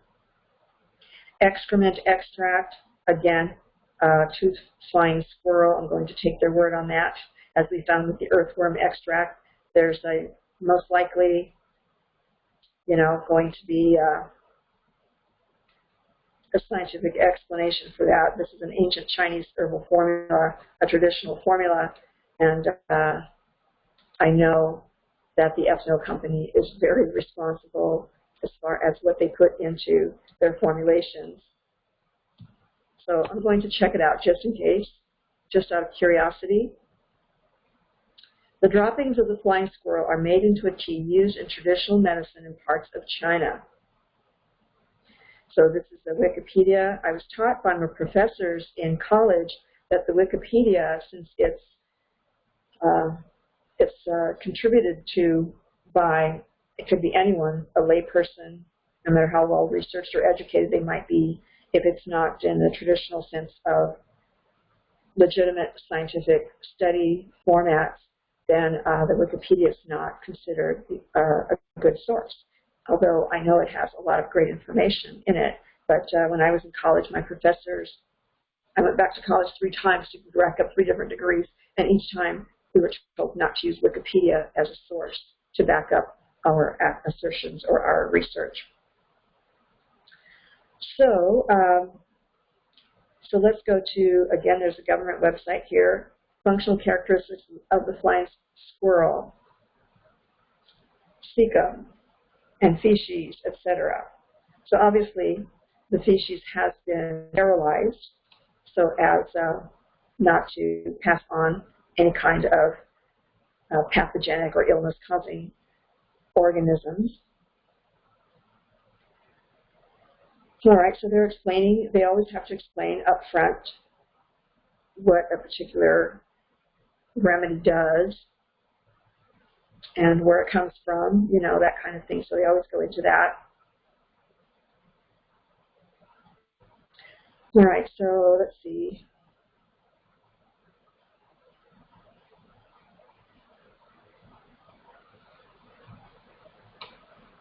Introduction, they're going to tell you their research, how they did it. Let's go down to their conclusion. The samples they collected, they explained the gastrointestinal anatomy and physiology, and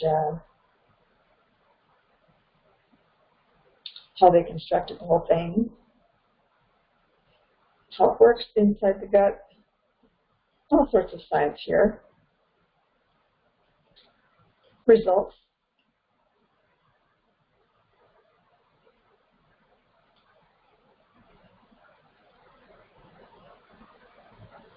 I'm looking for their conclusion here.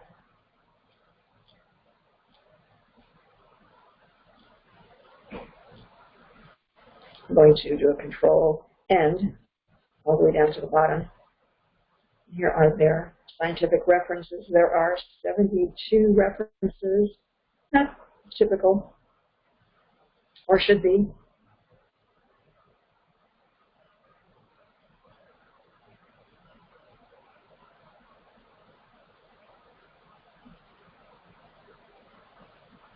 Discussion.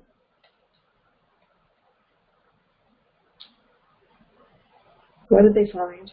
That's the question.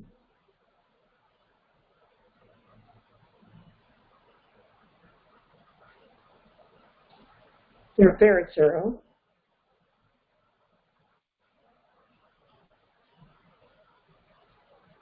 The study provided a molecular basis to promote understanding functional characteristics of symbiotic gut microbiota of small mammals with folivorous dietary habits in the wild.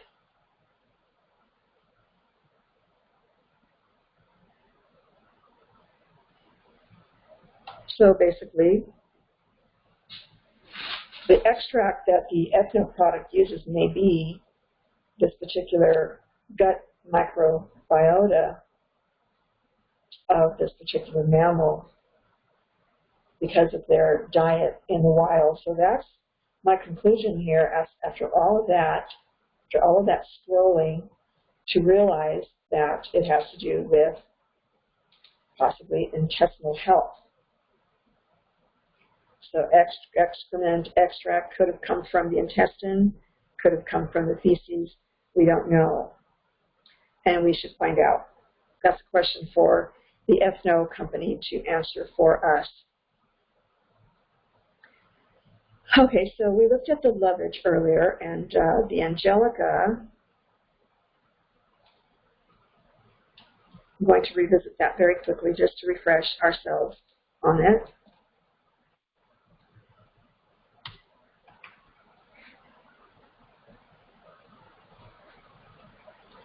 And I'm going to, it doesn't look like any scientific journal pops up immediately. If it doesn't pop up at the top, chances are we're going to use a different search term. What I always add to it is science journal and also health benefits. Or we can put side effects as well. But that's irrelevant here because we're not using such high dosages that usually result in the undesirable side effects. But we'll do it anyway, just to see. It says it's safe for most adults when used on the skin or taken in small amounts. It's unsafe to take in large amounts. So when I grew my Angelica plant, it wouldn't have been a good idea to put a lot of its leaves into my salads every day. This remedy may make your skin more sensitive to the sun, which may lead to painful sunburns. When you are taking this remedy, avoid long exposure to the sun.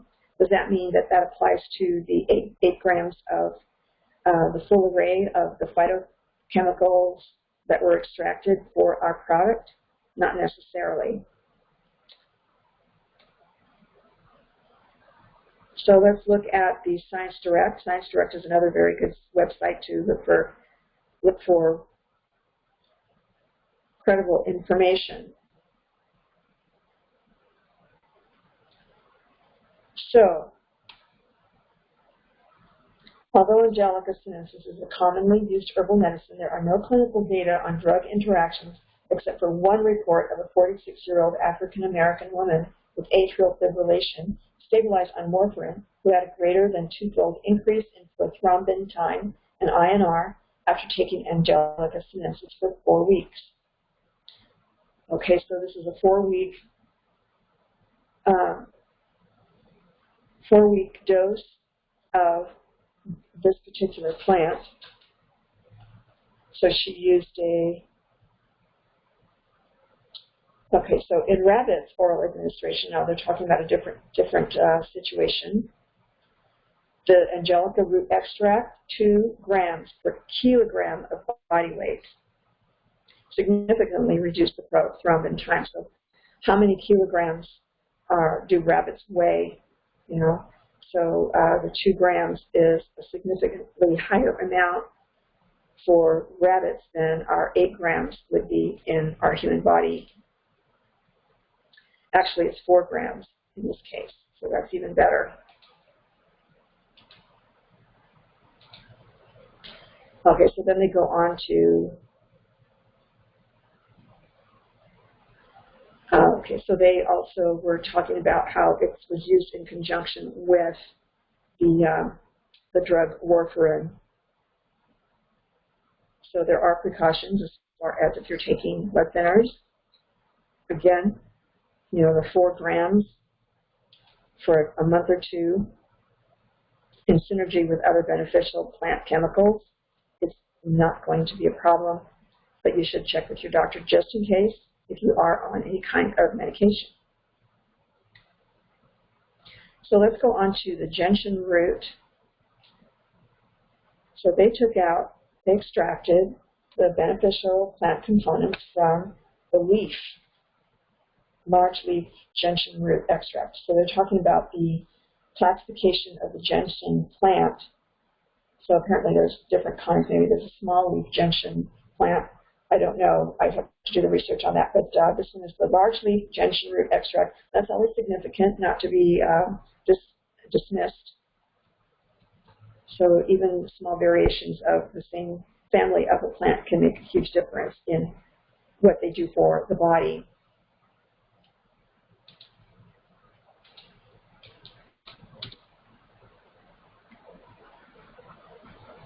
WebMD.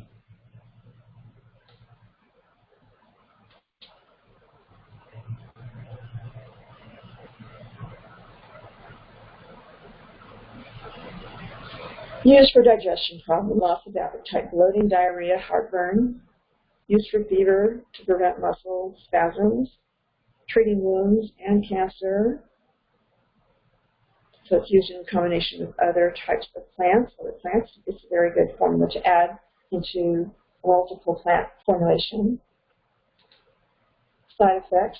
Seems to be safe for most people when taken by mouth in small amounts as part of the combination products from gentian root and other types of plants here. There isn't enough information to know if gentian is safe when used in medicinal amounts other than as part of the combination product. Combination product can cause stomach upset and allergic skin rash. So they're referring to a particular combination, which does not refer to our formulation. So let's see what it says as far as the scientific community goes.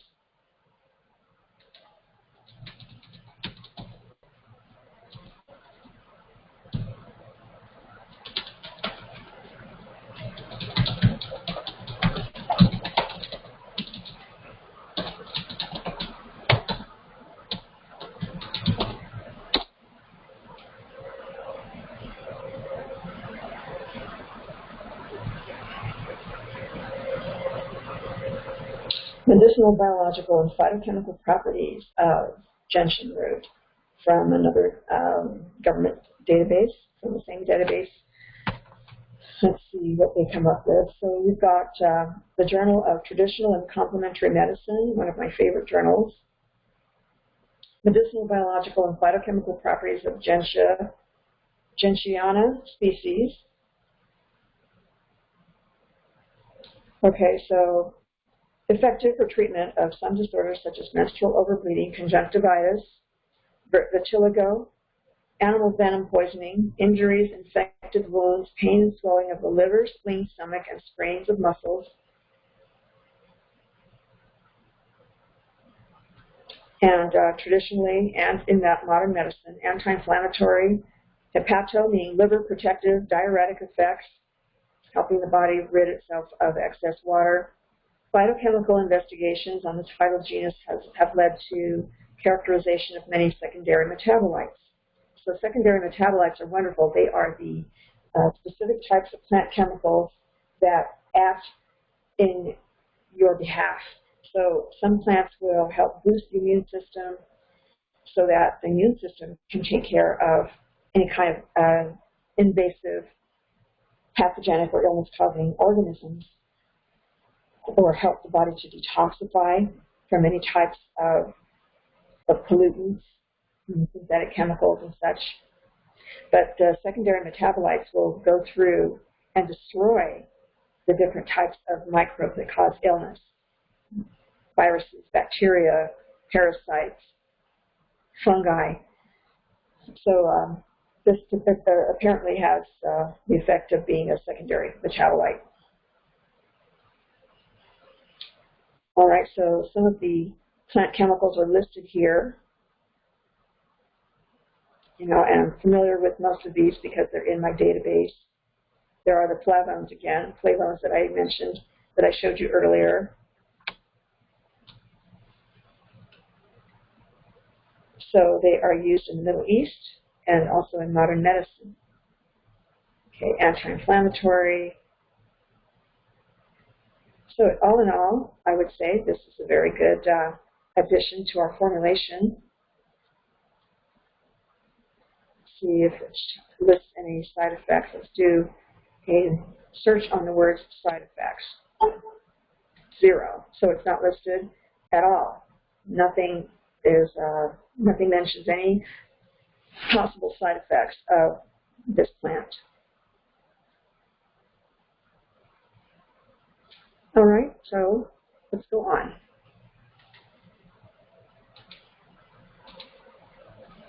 So the round cypress grass extract, it's called nut grass. Grasses are good. They're full of chlorophyll as well as other phytochemicals that are extremely cleansing for the body.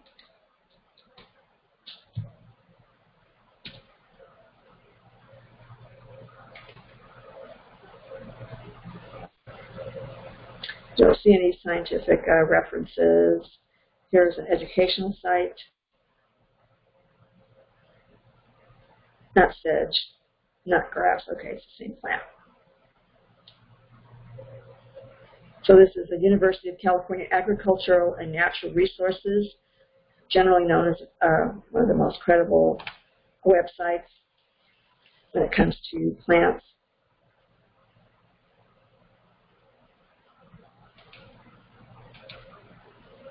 So we're looking for round cypress grass extract or the nut grass extract.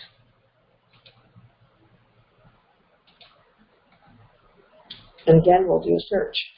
Saves us a lot of time. There it is. Okay, one time they mentioned the word nutgrass once.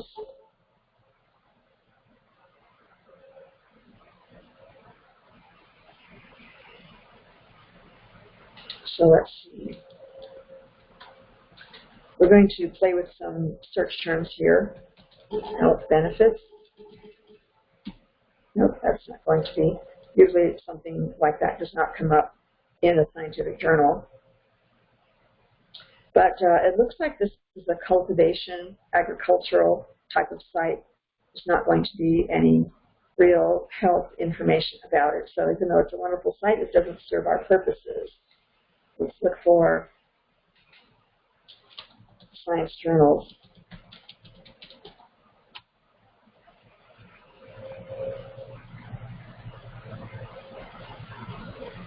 Here's a different kind of journal outside of the government, Research Journal of Pharmaceutical, Biological, and Chemicals.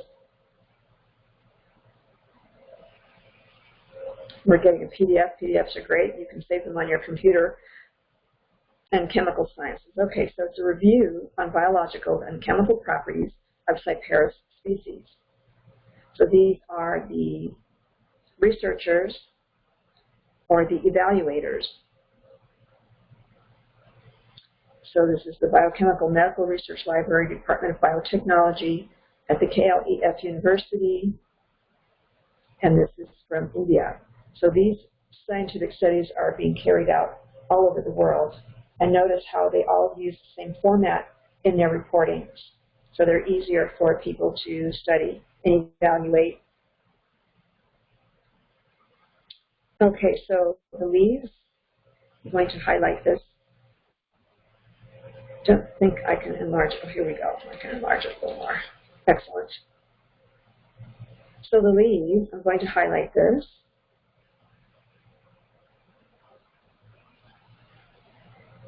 The leaves, roots, and tubers of these whole plant species are used in astringent, diuretic, diaphoretic, cordial, bradycardiac properties, and used to treat more diseases therapeutically.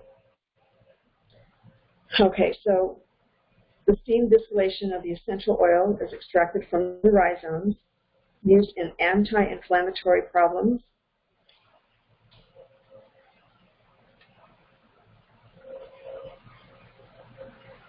Okay, so this is a lot of compiled data they're talking about that reflects the therapeutic properties of this type of plant.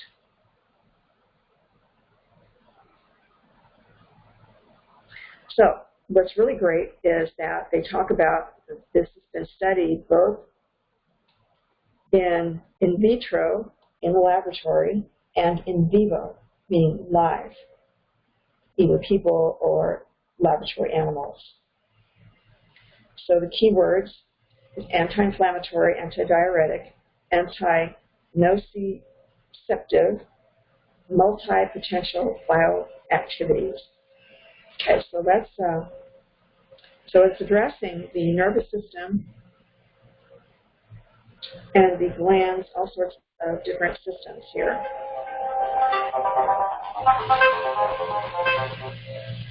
Pardon my phone again. So,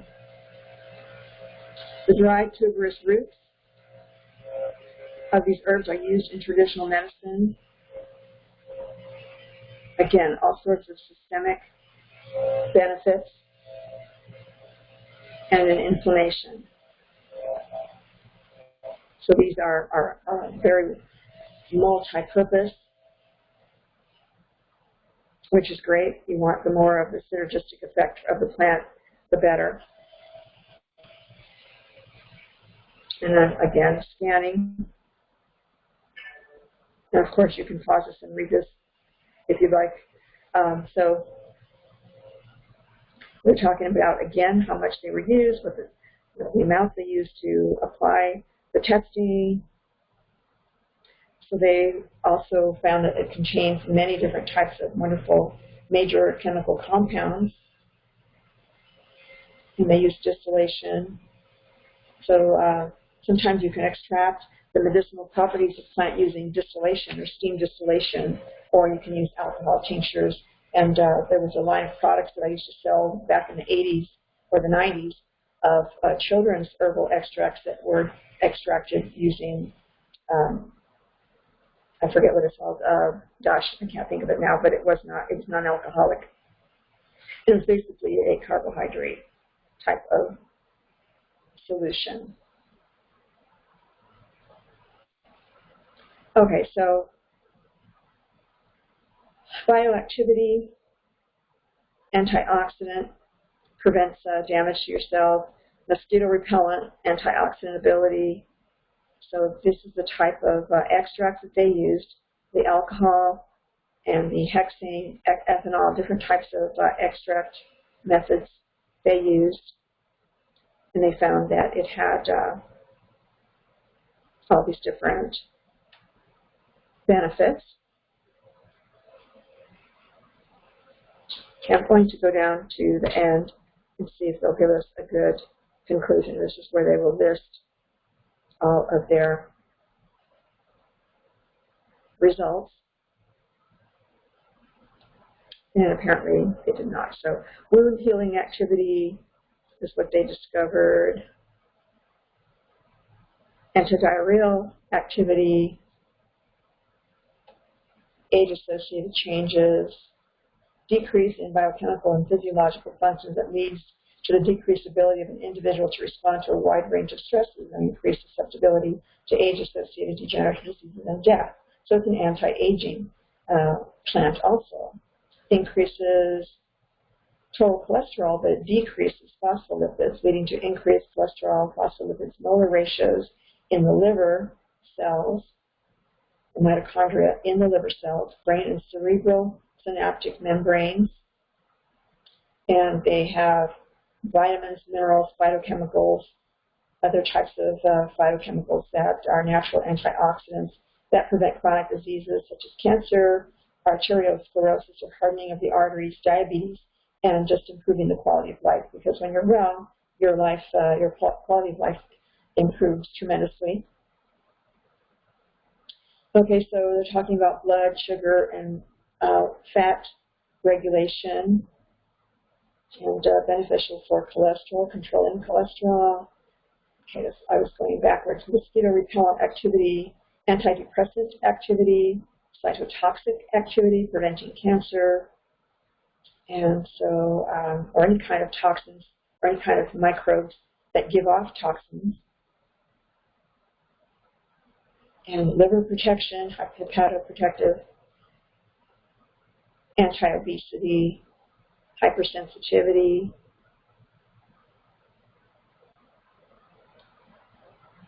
so blood glucose regulation benefits,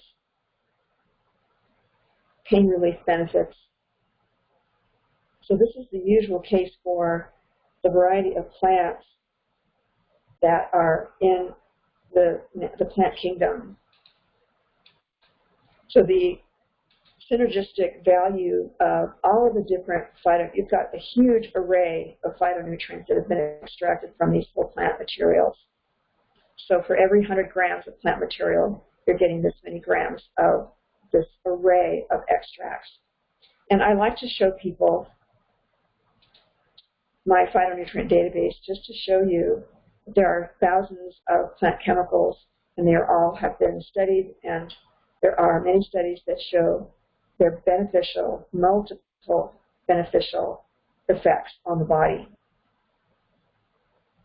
So if you're experiencing any problems with these formulations, and you've been taking them, or you've been taking them for more than one dose period, in other words, you've finished up more than one bottle and you're taking, you're on your second or third bottle, remember that these are therapeutic measures. They are temporary to restore your body's systems back to normal as much as possible. But if you're still experiencing then health issues, then you've got to, even though you now know the possible effects of taking too much of a whole plant or too much of one particular phytonutrient in these plants, that's not the case because you've got a whole array of phytonutrients here. But if you still do have issues, then you should consult your doctor. If you were my client, I would have you fill out a comprehensive questionnaire so that I could see what your diet is like, what your lifestyle is like, and what your prescription drug intake is, so that I could look up the side effects and point out to you and collaborate with your doctor about the side effects that many drugs have on the body. When someone has a flare-up of some kind of negative effect from taking these wonderful healing formulations, then you have to look outside of the formulation and see what else is going on. Okay, so maintaining the integrity of your blood vessels to make sure that your blood pressure is normal, and that includes specific dietary attention to healthy diet, foods that improve the structure of your blood vessels. Your blood vessels must be able to withstand various spikes and lows of blood pressure. Your heart must be strong enough to pump through the blood throughout the whole system to carry nutrients and oxygen. And you must stay hydrated to be able to improve the flow of blood. And you must stay away from foods that tend to cause clogs in your filtration system, your circulatory system. So we've got many types of filtration systems in the body. You've got the lymph system, which is the other circulatory system, which carries white blood cells, and some white blood cells are formed in the lymph nodes. Those nodes are different little microcirculatory passageways where nutrients and fluids go through. If there's blockages in those microcirculatory nodes, then you're going to have some circulatory issues as well. So maintaining your system means eating the right foods and keeping the wrong foods out. Fried foods, fried oils, those are the culprits for most health issues because they obstruct the circulatory flow of the entire body, the energy flow, and lack of vitamins and minerals daily also impede so many trillions of cellular processes that ensure the proper functioning of the body systems that they're composed of. Okay, so you have to look at all of that, and it's not as overwhelming as you might think. Just if it's not freshly harvested or freshly slaughtered, don't eat it. It's not compatible with your body. So you have to, your cells are very intelligent. They look for the correctly formed molecules of things that you've put into your body that have been digested and broken down to their fundamental molecules, so that when they arrive at your cell membranes are highly intelligent too. They will recognize correct molecules and reject molecules that don't belong inside your cells. The inside of your cells are chemical factories that that assemble and disassemble molecules to build new body tissues, new structures, new enzymes, new hormones, and repair, the damaged cells, restore the whole entire ecosystem, the whole organism, their whole human body in balance. Okay, so these, in conclusion, these formulations are very synergistic, and they're very powerful. They'll go in and they'll do the repair work. They'll bring your body back to homeostasis. So, again, too much of a good thing. Sometimes your body just needs a break, back off. But the problems that caused that in the first place, you have to look at your diet and your lifestyle. Stress and negative thinking, all of that play a huge role in the kind of stress chemicals your body makes that can cause things like heart disease, and all sorts of toxic biochemical reactions and inflammation. Okay, so that's it for now for the Ethno Cythula12.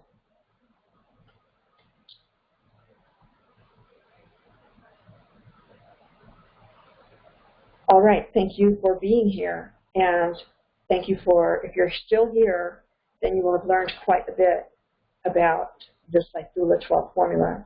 I'll be doing this for every single formulation because I want every customer, every associate who introduces these formulas to their customers, their clients, or if you're a medical practitioner, to your patients, so that you can understand exactly that these are science-backed, evidence-based, and highly credible formulations, so you know the pros and cons of taking each one of these formulations over a period of time and in high concentrations and the kinds of side effects they might produce.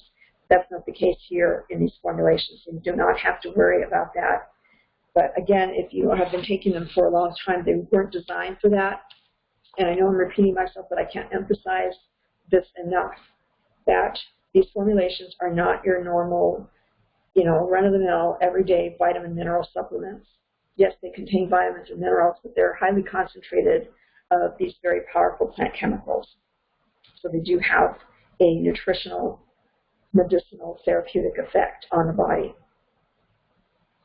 All right, this is Mary Esther Gilbert, nutritional physiologist, 40 years of experience in evaluating nutritional supplements and studying the effects of botanicals and the science data associated that backs up thousands of years of indigenous use of these botanicals. And when the two match, when traditional use and the science matches, and you see this in action in individuals, then you've got, three different, like a pyramid of triangular, three-sided credibility factor in there. So that's what you want to look for in formulations. Lots of science, lots of experience, and experience in practice as well. Thank you for joining me, and hope to see you again. If you'd like to, if you like this this video, then like and share it with others. Share it with your customers. Share it with other practitioners, with other holistic-minded, health-minded people, and spread the word of nutritional health everywhere. The population is in desperate need of this information. And if you would like to be notified of any future videos that I'm producing, then tap that notification bell below. Thank you again, Mary Esther Gilbert. Talk to you soon. Bye-bye.